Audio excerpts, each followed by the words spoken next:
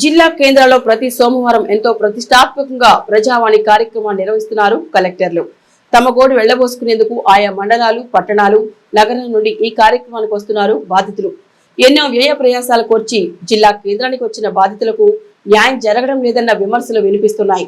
Collector ఎలా ఉన్నా జిల్లా అధికారులు నిర్లక్ష్యం వహిస్తున్నారని బాధితులు చెబుతున్నారు.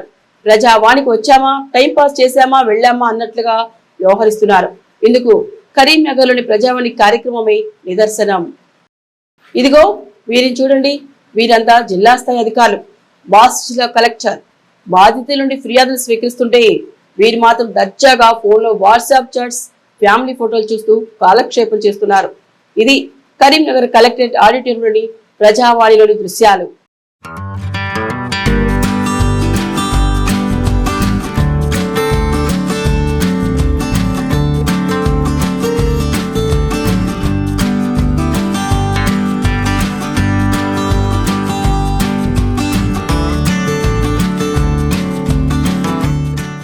కరీంనగర్ జిల్లా కలెక్టర్ ప్రమేల సత్పతి, అదనపు కలెక్టర్ ప్రఫుల్ దేశాయ్ బాధితుల నుండి దరఖాస్తులు స్వీకరిస్తుంటే మరోవైపు ఎదురుగా సీట్లో కూర్చున్న జిల్లా స్థాయి అధికారులు ఇలా ఫోన్లో వాట్సాప్ చాటింగ్ చేస్తూ కాలక్షేపం చేస్తున్నారు.